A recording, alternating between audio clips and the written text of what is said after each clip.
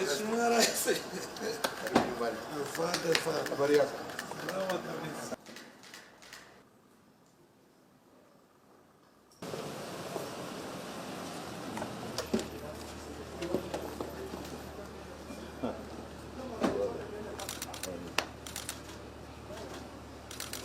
well as can be done.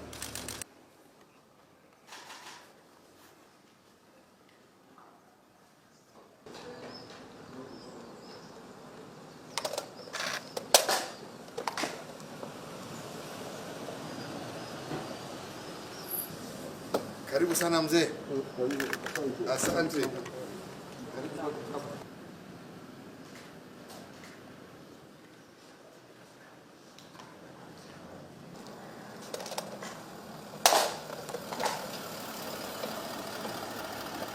Present. Welcome.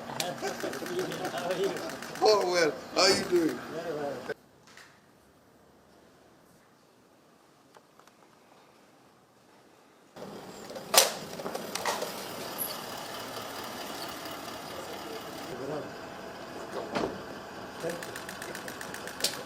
I'm already home.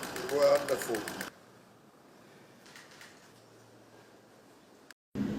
Peuple congolais bambote na bino esika bozwami ingeta tobimi lisusu poto loba makambo ezoleka. Hier tout le monde a vu sur les réseaux ba photo il y a Félix 15% na ba Paul Kagame voilà na ba président Kenyan, tout le monde était réuni wana pour ba signer signa. Babi défendait la Mwanzaka ne babi makao, c'était le livre d'or. Arrêtez de dire n'importe quoi, c'était le livre d'or.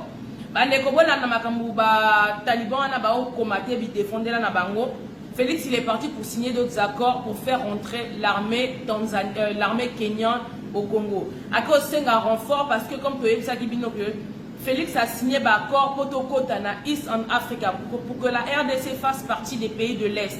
Gana expliqué comme toujours Congolais qui dit bah aye baraneka ate makambozo leka. Lobby brozala sous RDC te bino stubo comme East en Africa les pays un seul pays de l'Afrique de l'Est. Donc et sangine si Kenya et sangine si le Kenya, Tanzanie, Burundi, Ouganda, Rwanda, ceux qui peuvent papier Souni, en tout cas tous les pays de l'Est là combinés na RDC. Ndemakamou Félix a signé pour faire partie de East en Africa. Je le répète. Bande kotomoni 15% à Kimikuna na Kenya. Na Kenya kuna a signé pour batinde la esco armée kenyane na Congo. Na lobby boy. Mais ce monsieur là prend les animes. Doza déjà na armée et pelé na kati mboka wana bo bimisi bango. Bo lukeli bango solution et armée belé ça na kati na Congo wana.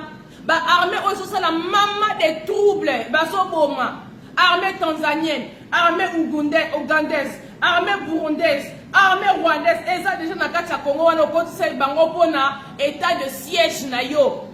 O eza échec total. Si ko armée wana nyoso baza na Congo, parfois 15% obimisi bango. Est-ce que tu les as sortis? Mais yo wana kuna mbangwe na Kenya kuna po au signé pour que les troupes kenyanes viennent rentrer. Yo siko yebisanga nani. Ba armée yo no kotisa. Oko maîtriser bango. Est-ce que ko yindisa su na Kenya ba Kenyan ba ya okota. En plus le pire c'est que c'est que des nilotiques qui rentrent. Yo kanisi que ba Kenyan wana bango no surtout c'est le tabac de la même pipe. Tu prends le Kenya, tu prends la Tanzanie, tu prends le Burundi, tu prends l'Ouganda, tu prends le Rwanda, c'est tous des nilotiques. Ils se ressemblent tous, c'est la même famille. Bah Éthiopien, bah ils se ressemblent tous. Yo skoko zwa Kenya pour yo côté. Yo kanisi ba côté la yo 15% to ba yeko ko sécuriser ben terrain na bango oyo signaki na East en Africa. Pour ba troupe ba rébellion na bino wana bozo bo créer yo na ba parrain na yo wana. Bah Kenya ils viennent sécuriser parce que toi tu étais parti signer pour entrer dans East en Africa. Donc ba mobulu na bino bo sala, lui il doit sécuriser fois la est-ce que ba sala ba lo yenge ezo toucher ba business na biso. Boni boeli kamnini. Donc moi yoko comme un livre d'or et tout ça là nos retrouvailles avec mon frère. Donc na lobi boy, les Tshisekedi. Bino ba Christian, na lobi la famille Tshisekedi. Yango bo rejeta 15% toni. Azana problème ya fraternité. Il aime trop les délires de mon frère. Nalobi boy, vous les Tshisekedi, papa Titi, il a fait beaucoup de garçons. Bon, maintenant, on a rejeté Félix Tony. Hein? Quand Luka va frère partout, tout le monde est son frère. Il ne sait pas dire mon homologue. Yo, ici, mon Yoka Kagame, alors que non, Félix Tshisekedi, c'est mon frère. Hein? Mon Yoka président Nanyango qui a appelé son frère, son homologue, mon frère. Tout le monde dit c'est mon homologue président, mon homologue président. Yoka Kafoka va comme ma frère, na oli Kabounini. Hein? 15%. Les Tshisekedi, vous les enfants Tshisekedi, les chrétiens Tshisekedi, vous êtes belés pour nous, les enfants Tshisekedi. Vous rejetez 15%, Tony. Hein, vous l'avez trop rejeté. Il en manque d'affection fraternelle. Hein, pas que nous frère, il y a ma crasse par-ci, par-là. Et puis quel genre de frère? Ma frère, les nilotiques. Il y a ma frère, au moins, il va bantouter. Hein? 15%. Ma frère, au moins, il va bantouter. Au moins, il va brazavilloiter. Au moins, il va gabonneter. Au moins, il va angolais. Hein? Au moins, il va camerounais. Ça, ce sont tes frères bantous. On a son lobby, en tout cas. Mes frères brazavillois, on a ton nimi. Mes frères angolais, on a ton nimi. Mes frères gabonais, ton nimi. Mes frères camerounais, ton nimi. Mais yo, ma frère est tanzanien, il kamnini. Mes frères rwandais. Mais, papa, on a un problème, hein. Si comme on déconne, puis si bino. Donc, lobby Félix, il est parti en tout cas au Kenya. Pour moi, il y a des photos qui sont dans les réseaux sociaux. Tout le monde est parti signer. Tout le monde, en tout cas, voilà, ils ont signé leurs accords. Alors, ok, non. À toi, signer, c'est ça les faits. Bon, on nini. Félix, il est là pour la paix. En tout cas, vous défendez la monde. Ça, vous avez vraiment un problème. Hein. Chers amis peuples congolais, mobilisation générale. Bolimbisa.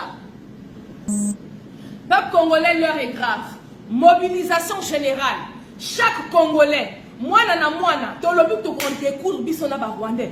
Makambu Félix azo ki o signé kuna bi signer azo ki o signé et tali biso ba Congolais te. Chers Congolais, on est en danger, le pays est en danger. Awa lelo Félix a ki o signé ba accord.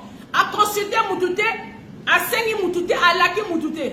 Mais tant que yindele kuna prier pour le président. Aza mwana mboka, to kote la nanu mwana na biso. Vous là, on va vous traquer. Tonton Taliban, Toyoki message na oloba ki wana olobi que non Félix a que retiré signature na ye na East on Africa. Les mêmes Bino, soit ils sont Bino, monsieur Tonton. Yo tanga na bimisa ki makambi ya East on Africa. Bino bo finga kinga parce que bo ba keza lokuta. Mais aujourd'hui, un Taliban pur jus a bimi bandeko a sali et audio donc il explique que East on Africa, quand on Félix Akina a signé pour que le côté s'habille en Afrique de l'Est, et ça grave. Ngaton abima qui peut dénoncer. Jenny Foutita abima qui peut dénoncer. Donc dénoncer ma East on Africa oyo. Bozo mon abiso batomi tout, bon mon abiso batoma boma. On vous dit que l'heure est grave, ma cabosa grave. Félix lui signa. Il nous met dans une merde pas possible. Dans ce moment, yo au sali vidéo pour le bac non Félix. Donc il croit toujours en son frère Félix. Ah bah non Félix. Donc d'accord on a non signé que non retiré en mot. Sinon on va en le bac au yela qui mission. Donc depuis le début tous on savait que Félix a yela une mission. Mwanda papa Honoré il avait dit que Félix il est venu il avait 3 missions. Blanchir les Rwandais, légaliser nous surtout les Rwandais basala. Donc lui ayela qui va intérêt à les Rwandais ba tia wana pour que abim so ba Rwandais propre la mission mukili mobimba. Si quand yo le soi-disant tentant, tant que Félix a il cas qui awa, vous étiez tous contents. Eh biso ba luba to suis, biso ba luba to suis. Lelo si ko lingo le ba non, oh biso ba luba to za na katité c'est étali ka Félix, mais bon c'est pas là qui t'a les gars quitte. Hein? Bon, c'est bien qui t'envoie les gars qui, n'est-ce pas? Si on est là pour dire que non, Makamuto Loba qui puisse te aigle. 1000 ans d'avance sur vous. Tant que vous dénoncer, le temps pour récupérer information, on a beaucoup de digérer, on va poser trop brut. Bino c'est la raton. Après, tant que vous avez raison et comme il est trop tard. Tant qu'on a belle la Makamango, vous avez qui wapi. Les loyaux tonton, le moulouba, tonton, soi-disant, ceux qui nani. On s'est dit vidéo pour ça Félix qui a retiré. Mais nous, ça fait combien de temps qu'on dit à Félix va retirer la signature de Eastern Africa. Tu es parti nous mélanger avec les gens qui ne nous ressemblent pas. Banilotique, dans la culture moroté, on ne parle pas la même langue, on ne mange pas la même nourriture, on n'a pas les mêmes coutumes. Tout ça pareil, même na bilongi tokoganate. Ngaku na pesa kutu idée na Félix. Kenata ko sangana na ba bantu ba frère na yo. Comme ça to comme appela l'autozone ça le royaume Congo to comme ma force. Hein? Le royaume Congo est son ya ndenge zalaka. Bon, fini biso, on arrêtez de mentir. Si comme un Kabouébimi que oui, Félix il a vraiment signé. Dans quelques temps, RDC disparaît. Il n'y aura plus RDC. Il n'y aura plus. La République démocratique du Congo n'existera plus parce que la RDC sera annexée au Rwanda. Et le Rwanda, la RDC est comme un seul et même pays. 15% de mon royaume Sakibinongo déjà quand il était parti en Côte d'Ivoire. Ça ne sert à rien. Bon, de la mabele, parce que dans pas longtemps, Bisonyo surtout aux Alaka pays moko, on fera partie de Eastern Africa. Maloba Félix, Toye Sipino, oh, Ozoko c'est la couture Makambo. Si vous le nom que Makambo Zaki a solo, pourquoi quand on vient vous parler, Bokamakama si quand on voit la Mukaka, et comme Araka trop tard. Tant que Félix, président du Congo, c'est un danger à côté Kabite Kateka. Bobenga biso ba jaloux, ba tribaliste, ba tomité mamabe, ba mbangisto, bobenga nyonso. Si quand les noms vous êtes rendu compte que Félix a teki, non, pesa bite Kateka. Les noms vous regretté, boyo pesa biso raison. Mais nous ça fait déjà 4 ans qu'on dit ça. Oh, nous ça fait 4 ans qu'on le dit. Bon, quand la vérité est. Quand on vous dit la vérité, vous êtes des jaloux. Quand on vous dit la vérité, vous êtes des haineux. Vous êtes des tribalistes qui vont l'ongo là. On peut pas montrer et les cas n'ont pas été nés les tontons. On va vous poursuivre, on ne va pas vous pardonner. Nanenga bo sepe là, tant 15% à Zouaka. Nanenga bo narga toutes les ethnies du Congo. 15% makawazo sala et que quoi la bino. On y croit wana. Boko memango jusqu'à la 12e génération, on ne va pas vous pardonner. Comme nous boboya ko telemela mwana na bino. Papa on aurait mwana lobani. Ceux qui les lobozana mwana na ndaku et que bomoni mwana azu buko lupangu pour que oteka boko sala nini. Boko plaquer au sol boko tout est ba makofi pour sala makamwana que oteka ndaku te. Mais bino Félix a dit beaucoup ici. Si vous l'avez comme il est trop tard, vous allez là. On ne va pas vous pardonner. Beaucoup comme mal à l'aise dans ce pays. Appelez-moi tribaliste. Nandimi nankona mwana wakanaï. Voyez haine sur haine. Parce que quand votre frère fait des bêtises, vous soutenez. Moi, si hier il est parti au Kenya là-bas, il est parti encore signer d'autres accords. Hein? Donc, comme Asinyaka déjà, donc comme la RDC maintenant fait partie de Eastern Africa, donc il est parti au Kenya, à cause d'un renfort, il y a armée Kenya, Baya au Kota. C'est comme un lobby. Armée Kenya, les Kenyans, ce sont des nilotiques pareils que les Rwandais. Bangonnions sont les foufous des mêmes matchs, les matouroules des mêmes filets. Le tabac de la même pipe. Hein? Le pain de la même farine. Baronnios sont tous pareils, les oiseaux des mêmes plumages. Là, on appelle ça une explication. Baronnios. Sur eux, ici, baronne ba Kenyan de barolinga yo, baroyo défendre yo. Si ko ba armée ali boso yo tigeli biso dia na Congo wana, ozo ko se débarrasser na bangote. Auquel sou ko bakisa biso sou ko tie. Na lobi bo oye ba ex-phase. Hein? Oye ba ex-phase. Bah on nous va en prison au Kabila Kanga, il y en a plein qui sont beaucoup comme ça on va créer ta milice moroboé bah que Kundo la biso soit disons toi tu t'inquiètes pour le pays 15%. Pas batou. Il y a ici que les armées que tu fais rentrer parce qu'on a souci à Congo. Bah mon souci là bas c'est que le Congo soit divisé, c'est que le Congo soit détruit, parti naïe à côté ici. C'est un truc de malade ce président. 15%! Hey! Je remercie nos retrouvailles avec mes frères. Mes frères, toujours mes frères. Ah, tiens, mais la maman. Attends, on a pensé à l'obaté. D'ailleurs, ça y est, 15%. On va baba. Hein? Sur les Kenyans qui vont rentrer au Congo pour défendre RDC Oana. Ba Burundi babimi. Ba Ouganda babimi. Ba Rwanda babimi. Ba Tanzanie babimi. Pour que quand tu sois ba Kenyan. Hein? Si vous êtes dans Kenya, c'est la même famille.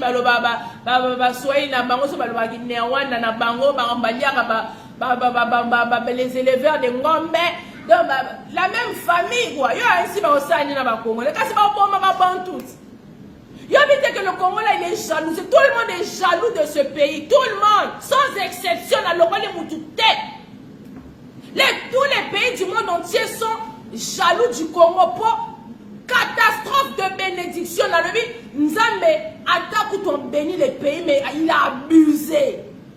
Dieu a abusé en bénissant le Congo. Donc, il a béni le Congo en désordre.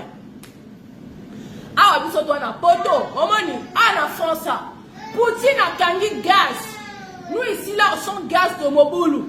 Quand hiver, hier, on doit chauffer la maison avec le gaz, on prépare avec du gaz, vanille. Ce qu'en France, ça a un gaz. Des gens qui ça gaz, Poutine. Poutine, il a fermé les robinets du gaz. Donc, tu as vu que tu as souk à l'ennemi. Ah, nous, on n'a pas poté dans les mois à venir ici avec les gaz. Pour le gaz, c'est que matalisou plus. Mais pas dans le Congo, dans le lac Kivu, on a une quantité de gaz qui peut alimenter tout le monde. Dans le pays Europe, dans le pays Afrique, dans le pays Amérique. Tout le monde entier, au moins pendant 60 ans. Dans Awa, niveau de la guerre, dans les gaz au Poutine à Boïa, je crois que la France va venir se servir dans le lac Kivu. On a déjà le gaz. T'as vu ma miss, t'as vu la terre car ma belle n'a vu so fertile. Otien Ngouba et Bimi, Otien Matembele, Oloni Matembele Bimi. Donc, si on sort dans sous-sol, nous n'en parlons pas. Ah, on va Bazouaka Est. Mais le Congo c'est grand. Il y a le nord, il y a le sud, il y a l'est et l'ouest et le centre. Et donc vous dire que ce sont les minerais de l'est. Il y a sud, il y a nord, il y a centre. Tout le monde entier sans exception dans le monde jaloux. Il y a RDC parce que donc recherche son désordre, catastrophe donc de bénédiction. Mais bisoka katolelaka nzambe sunga. Yo kanisi ba Kenya wana ba koti ba yo aider pourquoi? Parce qu'ils ont leurs intérêts. Parce que lobby to comme on koti sa biso en Afrique de l'Est wana. Ça veut dire que RDC est comme il y a bango parce qu'on fait un seul et même pays. Si on a East Africa, on a pays wana ya otoko ma biso nyonso toi. Yo kanisi na wa oza le président. C'est pas mi kwape. Kasi mi kwape mto oza la président na biso. Mais kasi ba ko boma biso bien. Kwa bino ba bantu. Ba nilotique. Tout le bana munoko nini. Mais on voit les tontons talibans qui pètent les plans. Félix, Salaka Nego Sala na Genève. Dans la soba, tonton, on a un fingo pambe. Ça fait 4 ans qu'on parle. Maintenant, il m'a dit que finga biso na sorte ni lelo yo lamuka. Na fingo ma salité. Taba tonton Misuzu. O Salaka Nego Sala na Genève. Que nous retirer signature wana ya East Africa. Mais ngana lobango. Ton lobby en combien de fois qu'on retire signature? Hein? Hein? Vous, on ne va pas vous pardonner. Les talibans, on ne va pas vous pardonner.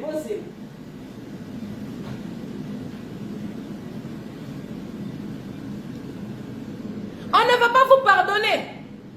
Haine sur haine. Vous beaucoup ici, vous tombez, vous défendre. Mais défendez la moitié, si les gens vous continuez à défendre, vous croyez qu'on va vous pardonner? On peut se dire que ceux qui ont retiré signature, en tout cas 2023, ne compte pas sur nous. Ah, donc toi tu crois que 2023, pour on exalise sous madame. Donc le moment qu'elle fait 2023, puis nous besoin sous pouvoir. C'est ce que vous croyez. Eh, moi, je vais tout. Peuple congolais, la jeunesse congolaise, prenez-vous en charge. Le pays vous appartient. D'accord, Félix, c'est la bino, ça ne nous regarde en rien. Il va nous mettre dans la merde. Comme ce que je dis à chaque fois, quand Félix signe les accords, lui il signe les accords, mais les retombées, ça sera sur qui? Sur nous, la jeunesse. Parce que les accords, il faut les défaire. Les autres, on a un accord, belge, sala, Nabakasavubu. Lelo ti lelo, imaginez, depuis la nuit des temps, indépendance. Bakeno signé bakor na Belgique kuna. Ba Patrice Emery Lumumba, Bakasavubu, ba signé bakor na ba Belge. Ti lelo ba bakor wana ça nous poursuit. Hein? Si les deux ça nous poursuit, donc ma victime, il y a ma corps, ma truc, ma signé, ma Lumumba kuna. Quitte la Genesis. Hein? Donc ma victime. Si on l'élo, Félix P, il a continué à signer. Mouzé Kenda a signé ma corps. Kabibi a signé ma corps. Félix P, hier, on a abandako, on levé ma tête, Yekoutou, donc, alors lui, Yekoutou, c'est la fête, quoi. Mais il signe, alors il a signé à Talaté. Ah, chers amis, il y a un signé à Talaté. Maintenant, nous, la jeunesse, le tonton va nous défaire ma corps, on les a les noter. Est-ce que vous voyez dans quelle merde on nous met? Il y a un moment, je vais appeler à la jeunesse congolaise. Peuple congolais, mobilisation générale, le pays t'appartient. Téléma Boundela Mabélé. Opération Kata Rwandais, rien à foutre, haine sur haine. Oui. Incitation à la haine, Donimi. Pendant personne ne parle. Mais Rwandais, tous les jours, oh, ils nous tuent, ils nous exterminent. Boye. Mais Bisso, tous les jours, mort, car pas na Bisso. Rwandais, on a guerre, toujours et pas na Bisso, c'est toujours les Congolais qui meurent. Donc, moi, prends tout en charge, mobilisation générale. Le 30 juin, mais la concert, il y a 4x4 wana. Papa, maman, bon maman, nanana, kusoma na noa lié machette lito yeke, et tali di sauté, poto yem saki bino, bon baba nanabino. L'heure n'est pas la fête. Yo jime piana. Qu'est-ce que tu avais dit? Quand on s'abrûle chez le voisin, on ne fait pas la fête chez soi. Mais là, c'est plus chez le voisin que ça brûle. C'est chez toi que ça brûle, mais tu veux faire la fête. Kaka concert wana ezalaki réconciliation ya wenge et comme il soutient au FARDC. Ah, 15% a signé cesser le feu. Donc ça veut dire qu'il n'y a plus besoin de soutien au FARDC. Quand vous laissez maintenant tomber le concert, pourquoi vous voulez continuer le concert? Hein? Vous voulez continuer le concert, on a 6 pour l'année, finalement, ça va cesser le feu. Le 8 et le 9, tout le monde à Paris, mobilisation générale, peuple congolais. Awana Paris, au Pessimombo à Boy. On ne parie pas à Paris. Pas de distraction. Les MPR, vous n'avez rien à faire ici. Moïse Mbiye, tu n'as rien à faire ici. Ici, on n'a pas besoin de vous, on n'a pas besoin de distraction. Boya, comme Boya qui te tue, Boya, c'est quoi le problème? Qu'est-ce qui se passe? On va vous expliquer que à l'est, là-bas, là, ça brûle. Bah, micro, te retourne au labinango. Gegeyo. Yaka. Bah, un père, vous voulez tester la diaspora? Venez. Venez. Bah, dès qu'on a bien ici, Paris, Belgique, Londres, Allemagne, Suisse. Nous tous, le 8, le 9 à Paris. Le 8, biso wanaguna na Sigal. Le 9, biso wanaguna na Zénith. Énergie ça, on est motivé, on est mobilisé, pas de distraction, toboyi ma distraction, toboyi. Chez nous ça brûle donc on va pas faire de fête. Ingeta peuple congolais, et ça qui a eu Maserati qui m'a vita, la lutte continue, on est ensemble. Merci.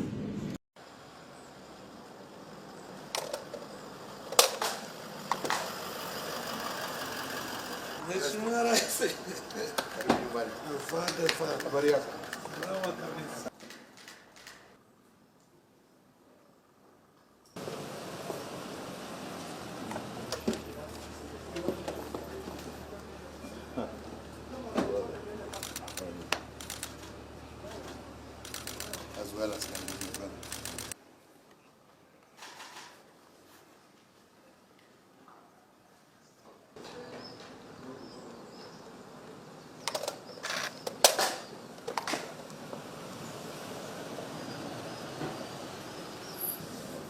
Karibu sana mzee. Asante.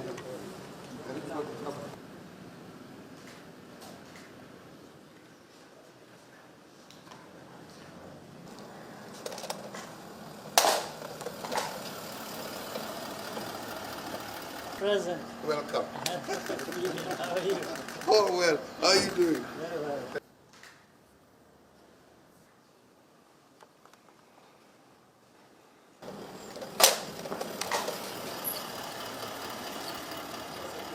Bravo. Come on. Thank you. I'm already home. Wonderful.